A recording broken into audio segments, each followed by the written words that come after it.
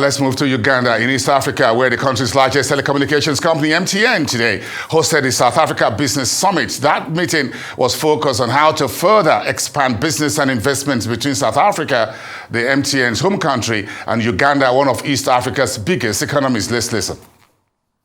Our studies at Uganda Investment Authority show that the average earnings before interest and tax are one of the highest in Africa, between 33 to 35%.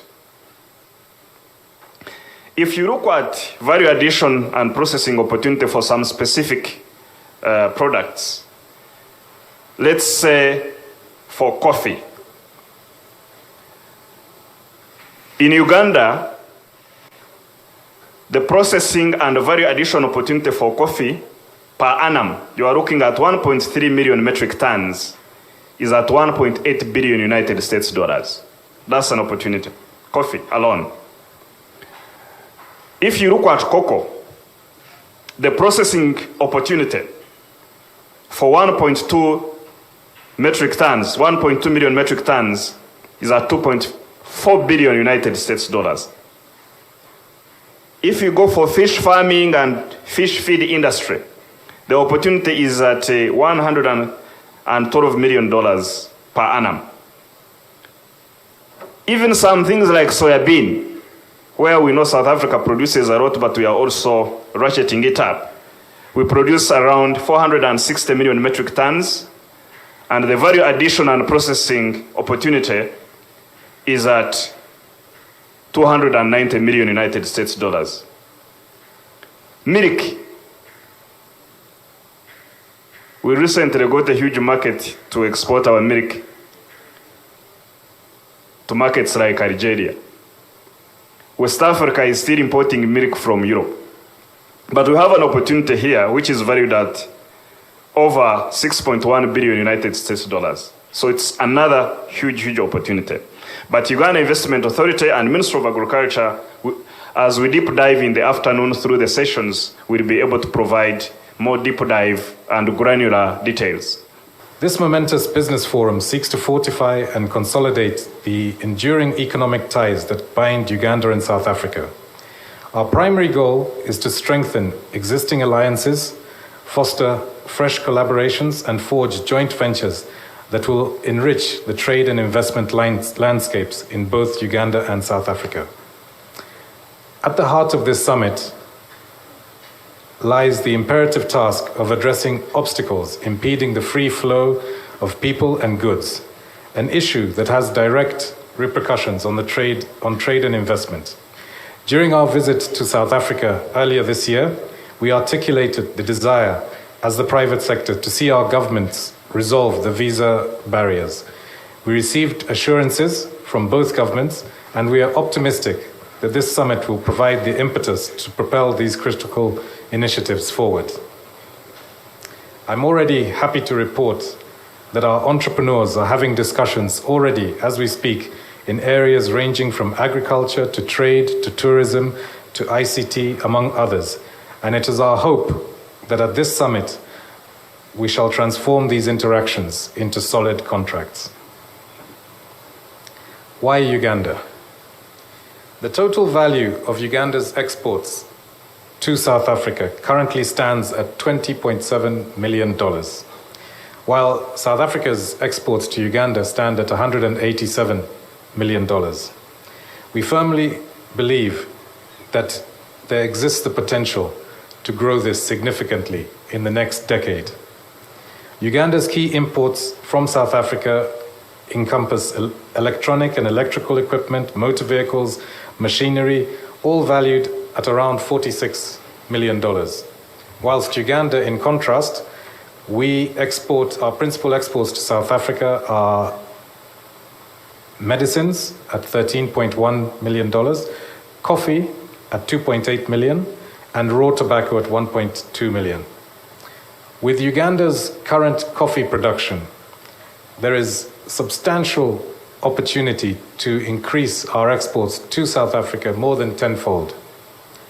Currently, South Africa is buying coffee from the same European markets that Uganda exports to, which makes no sense.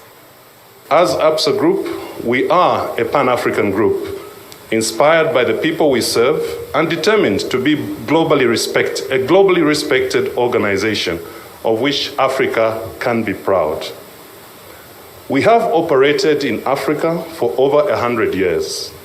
We are committed to finding tailored solutions to uniquely local challenges, and everything we do focuses on creating value for our various stakeholders. As a listed entity on the Johannesburg Stock Exchange, the Absa Group is one of Africa's largest diversified financial services groups with a presence in 15 countries.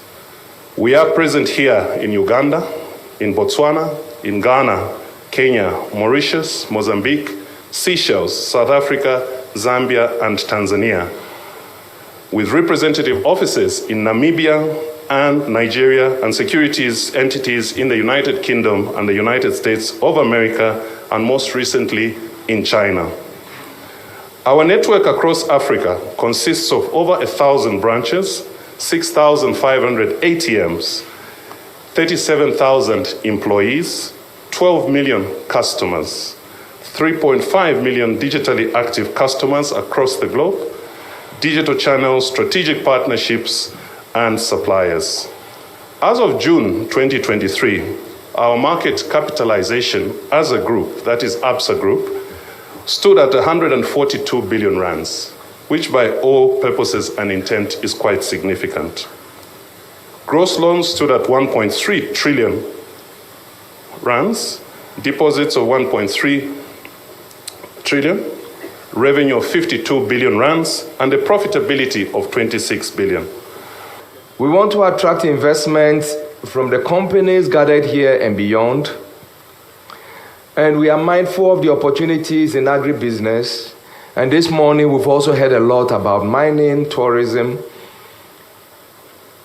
We want to also ensure that whilst we progress, we do so through quality investment, value additions, rural development, income generation, and encouraging domestic and foreign investors to create new markets and enhance productivity. And as I indicated earlier on, productivity is at the center of everything we do, through technology, through ICT, through connectivity, socio-economic empowerment and inclusion, delivery, even as we do so today through mobile money and many of the solutions that we offer at MTN. Supporting government programs like the parish development model in Uganda is a clear testimony that when we adopt and apply technology effectively, it can make a difference in the life of people and also support national development. There is a lot of use cases that we can talk about mobile money and how it is enabling the private sector, the public sector, to transform, do business, collect payments from all over the country and across continents. There is a lot that we can talk about how we bring ICT to facilitate health delivery and disaster management.